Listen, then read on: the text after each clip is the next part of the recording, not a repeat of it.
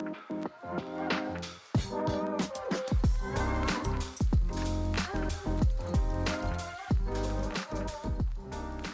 and welcome to a new episode of the Luxembourg PE VC Stories. Today's guest will be Fabrizio Boaron, Managing Director at WRM in London, and also David Calo, he's Managing Director at WRM in Luxembourg. Welcome, gentlemen. Thank you. Thank you for having us. It's a real pleasure. So what can you tell us about your firm and also about your favorite investments? Sure. So WRM is a special situations, private equity and real estate asset manager based in London, Luxembourg and Milan. We look for situations where companies are in a financial or operational distress, and we are very focused on three pillars. We are looking for asset-rich companies which have a margin of safety that can allow us to enter into an investment with a upside bigger than a downside. We look for strong management that can come with us for the acquisitions, and either it's already a capability that we have in-house or we acquire externally while we go on. And we use that management for the due diligence as much as for the acquisition and the management of the company after the acquisition.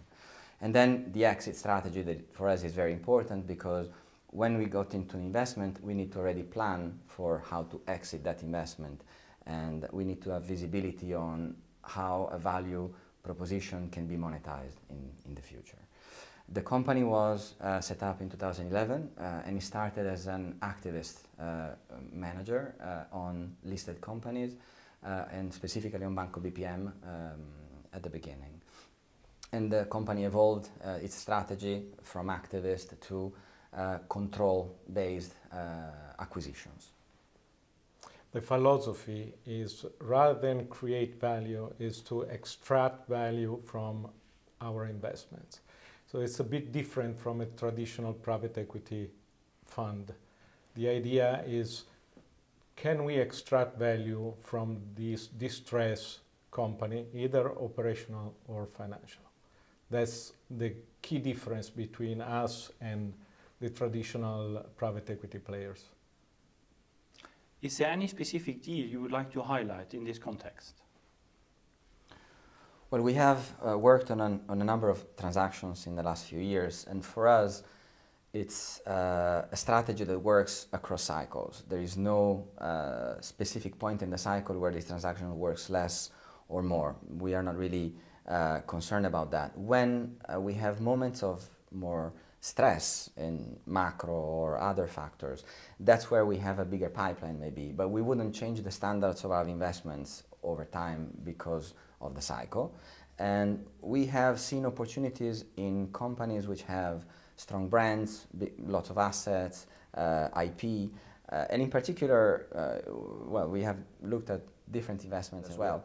We have purchased a Keeper Group from family of entrepreneurs, Italian family, in 2020. Very difficult situation because we signed the initial agreement in January 2020. We did the execution through COVID, and that was a really difficult and challenging situation. But at the end, it's all about process, right? So you go through the process, you have your investment thesis tested through the due diligence process, and then we got into the investment in 6 months after the initial offer that we made. And there we acquired two brands, two very important brands for meat, for cured meat in Italy, San Daniele and Parma. From a perspective of an investor, we were looking at assets in terms of factories and warehouses. We had quota of consortium of San Daniele and Parma, which is a valuable asset. And we wanted to expand the activity in the luxury food business. We, in fact, decided to sell part of the business, big part of the business in 2022 to an industrial buyer. And we kept one San Daniele plant, and we want to expand the food activity in the future. So we're looking at acquisitions in the food business, in the luxury food business, that can help us put together synergies in the distribution of the product. So that was a very successful transaction that we partly exited. But for us, it's all, of course, it's successful when it's exited, but for us, it's all about process and making sure that you're following the mantra of asset-rich company, strong management, and clear exit. These are the 3 points for us that are super important in whatever we do. It's a great example. So you maintained also your direction even during such complicated times. Yeah. Shows also the robustness of your model. Correct. Concerning, let's say, your operations, you highlighted a few offices in those different countries. What else could you tell us a little bit about your model, and also what about Luxembourg?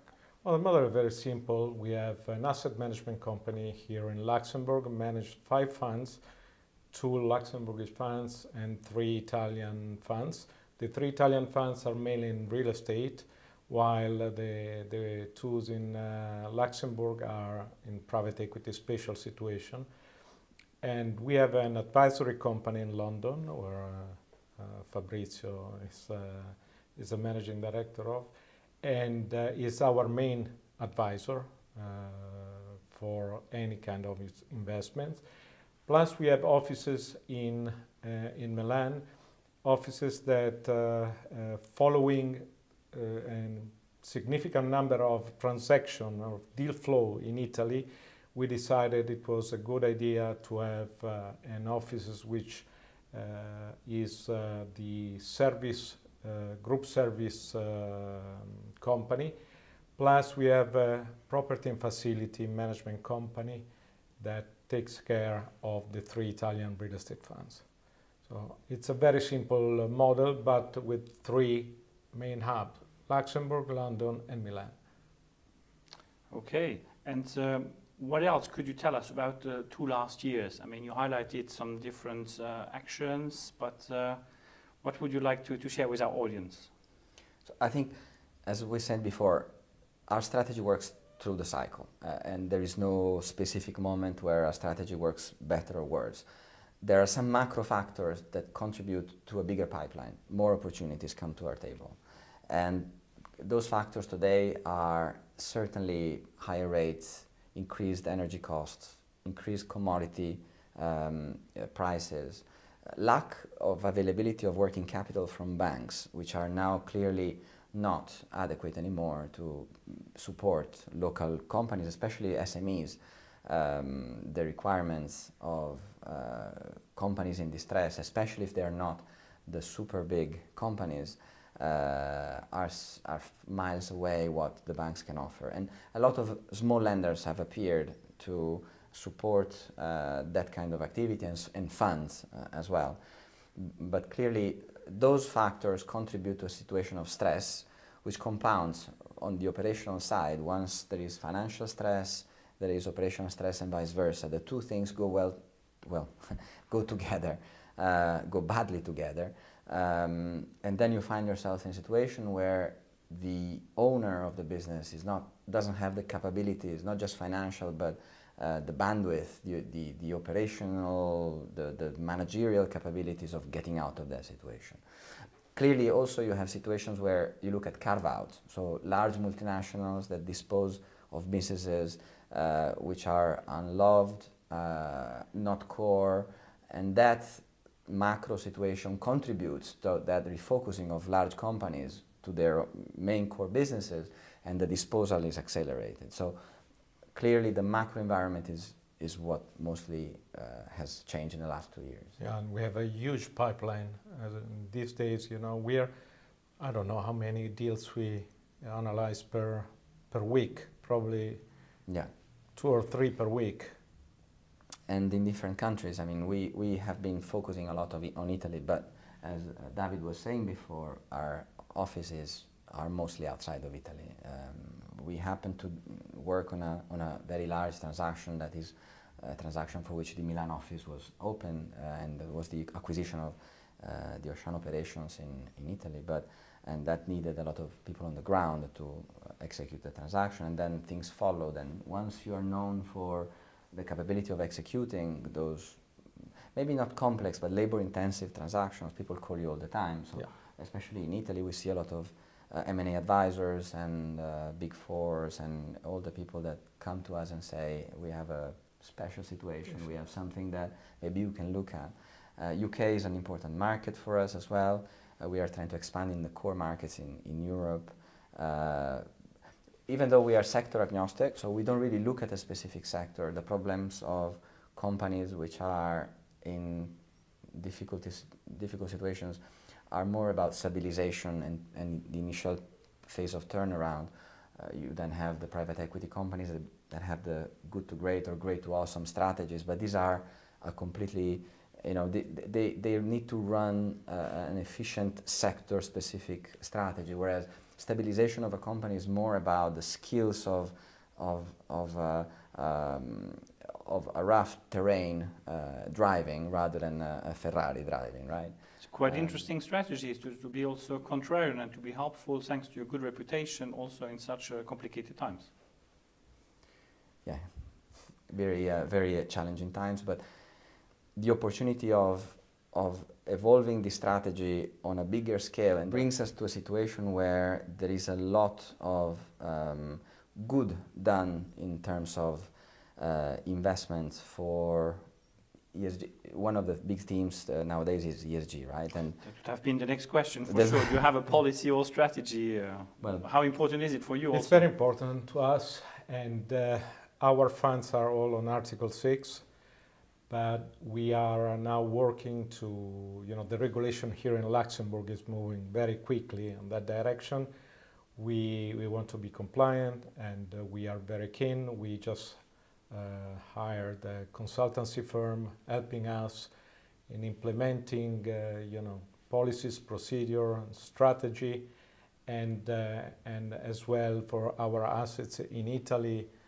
Fabrizio can tell, we are doing a lot of work on this side. It's very important to us.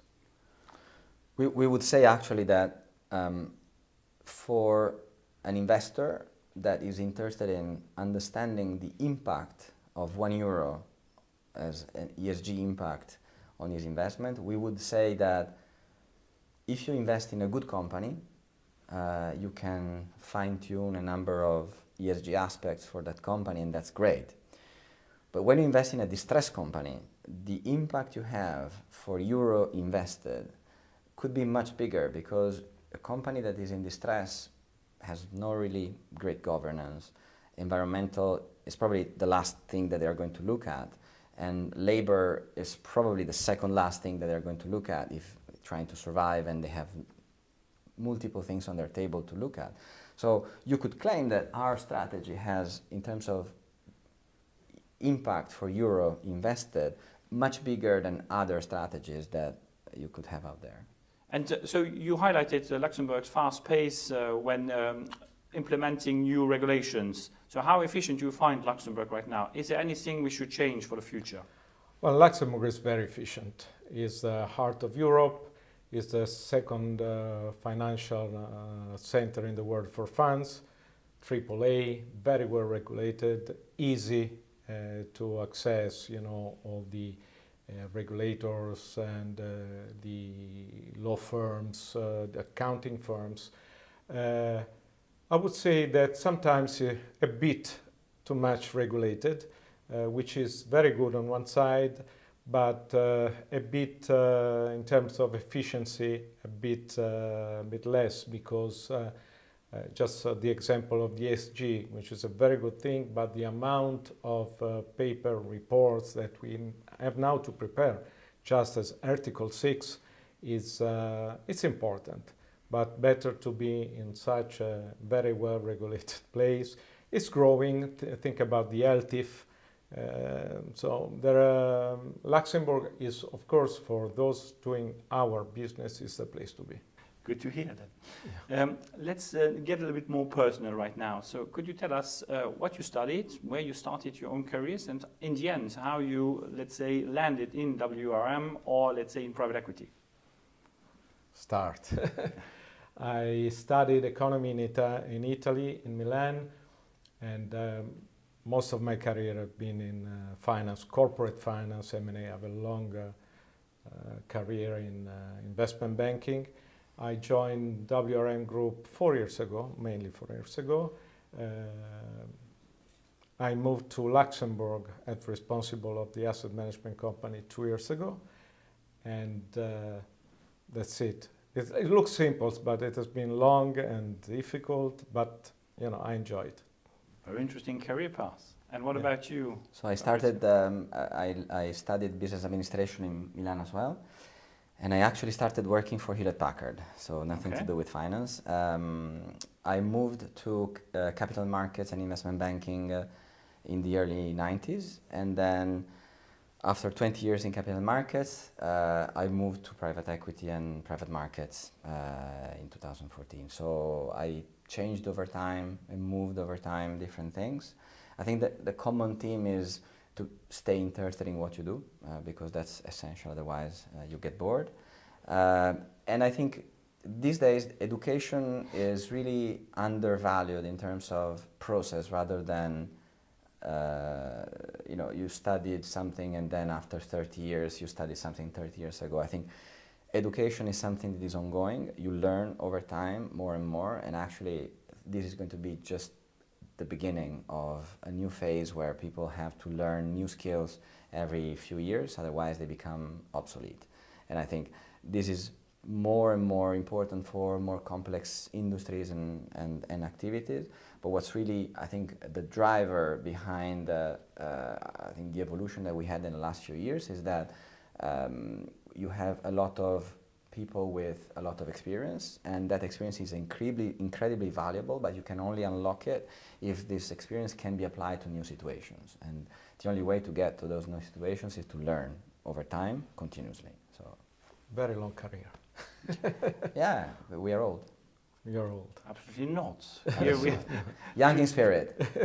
Always. But I think that that experience, that the experience over time that you have, is really something that today labor market is undervaluing experience, because a lot of people are having difficulties in requalifying to new types of jobs and new situations.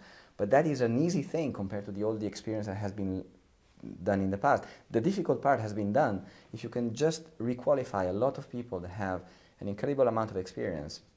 I'm not applying to be a politician. I just think this is a really important point, that over time, with age going up and people working for longer, I think this use of experience and the adaptation of the skills to new situations is going to be critical for society to work. And lifelong learning, re-skilling people, that completely makes sense. Absolutely. Since they have already so much experience, either also to be applied or to be shared. Absolutely. What would be the typical advice you would give to young talents who would like to enter also this field? It's a marathon, not a sprint. Take it easy. And I think the most important thing that I can take from life and where it all started is work ethics and risk management. Just know what you're doing. Make sure that you're applying yourself to what you do. Make sure you like what you do, and then it will not feel like work. Any, let's say, leader or person who really inspired you during your career, or simply in personal life? You first. Mine first.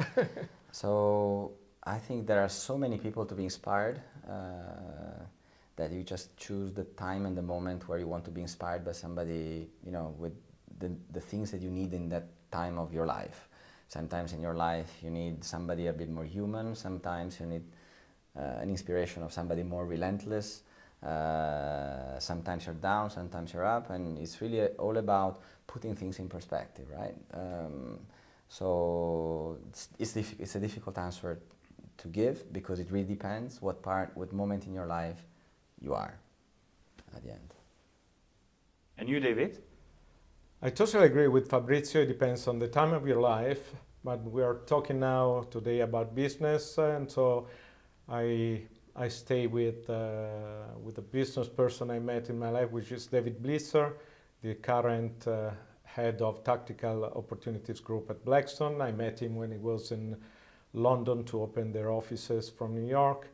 And he's a very special person with vision, very decision maker, and with when you are into the private equity business, you meet with a lot of people which are more or less, very highly skilled, blah blah blah. But he has something more than the others, and I think that in a way he influenced me.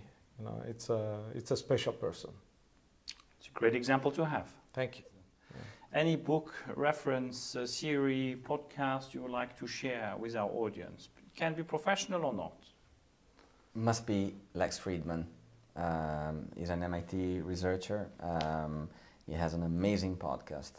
The most interesting people come to his podcast. A bit tech-oriented, but very broad in terms of content. Very long podcast, so if you're traveling a lot, it's amazing because you can listen to it on the go. And I think it's very insightful in the changes that society has, and sometimes gives you a perspective or gives you ideas on books to read and things to learn, things that you want to learn a bit more about. I think that's an amazing insight. So must be Lex Friedman for sure. Okay, we'll add that too to our playlist. Well, to me, many, but a book, The Black Swan, is still a book that can help you in understanding that the impossible is always possible, and that you need to create robustness to the negative impact of the unpredictable or highly unpredictable situations. That's very important for all of us in private life and professional life. There is always the highly unpredictable that can influence or have an impact, a very important impact in your life. So it's a good reading for from the 18 up to the others. Great book. Excellent. David, Fabrizio, thanks a lot for sharing your insights, for being our guests of today, and wish you lots of success for the future. Thanks you for having us. Inviting us. Thank you.